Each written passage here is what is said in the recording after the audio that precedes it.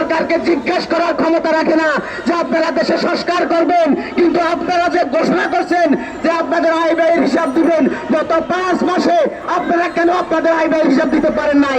আপনারা আগে আপনাদের স্বচ্ছতা জাতির সামনে উপস্থাপন করুন, তারপরে দেশে সংস্কার করুন।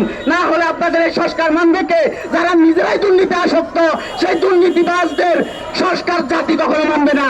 এখন জনগণ তো মনে করতেছে যে এই অন্তর্বর্তী সরকারের উপদেষ্টারা যেহেতু তাদের আয় ব্যয়ের হিসাব দিচ্ছে না, তাহলে তারা ভিতরে ভিতরে দুর্নীতি করছে। এবং এই অন্তর্বর্তী সরকারের উপদেষ্টাদের অনেকগুলো দলই ভিতরে ভিতরে তাদের থেকে সুবিধা নিচ্ছে। সেই জন্য অন্তর্বর্তী সরকারের উপদেষ্টাদের কাছে তাদের আয় ব্যয়ের হিসাব কোন রাজনৈতিক দল চায় না। রাজনৈতিক দলগুলো বলে তারা এই দেশে স্বচ্ছতা করবে, এই দেশে ন্যায় নীতি প্রতিষ্ঠা করবে।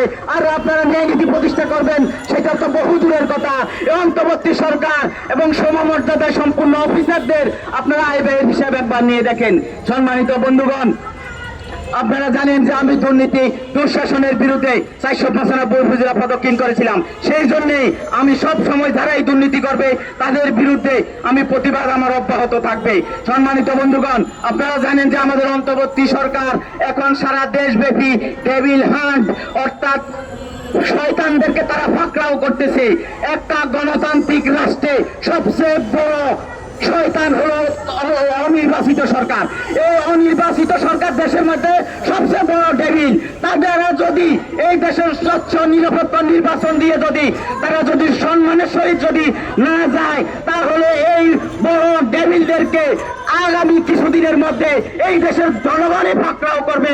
সেই দিন আর বেশি দূরে নয়। কিন্তু এই ডেভিল নামক এই দেশের অসংখ্য নিরীহ মানুষদেরকেও তারা হয়রানি করছে। কিন্তু তারা যে নিজেরাই সবচেয়ে বড় ডেভিল, তারা নিজেরাই যে সবচেয়ে বড় শয়তান, তারা সেটা নিজেরাই ভুলে গেছে। কারণ আমাদের সংবিধানে বলা আছে অন্তর্বর্তী সরকার নাই। কিন্তু আপনারা জানেন যে তারা বলছে আমাদের সুপ্রিম কোর্ট থেকে তারা অনুমোদন নিয়েছে। সুপ্রিম কোর্ট 3 মাসের জন্য অন্তর্বর্তী সরকার গঠন করতে পারে। তারপরেও যে কোনো দুর্যোগ দুর্বিপাকে আরো 3 মাস অন্তর্বর্তী সরকার গঠন করতে পারে। অর্থাৎ 90 দিন 2 গুণে 180 দিন অন্তর্বর্তী সরকার থাকতে পারে। তারপরে একটা গণতান্ত্রিক রাষ্ট্রে অন্তর্বর্তী সরকার থাকতে পারে না। কিন্তু অন্তর্বর্তী সরকার, বর্তমান অন্তর্বর্তী সরকার সাংবিধানিকভাবে অবৈধ এবং সুপ্রিম কোর্টের রায় অনুপাতেও তারা অবৈধ। একটা ডবল অবৈধ অন্তর্বর্তী সরকার এই দেশে সংস্কার করবে, এটা বাংলাদেশের আপামর জনগণ আর বিশ্বাস করে না। সর্বোপরি এই ভূমিহীন কৃষক মেহনতি মানুষের আজকের যে তাদের গণতান্ত্রিক অধিকার নিয়ে তারা দাঁড়িয়েছে, আমরা 66% মেহনতি মানুষের গণতান্ত্রিক নেতৃত্ব চাই। বাংলাদেশের শ্রমিক কৃষক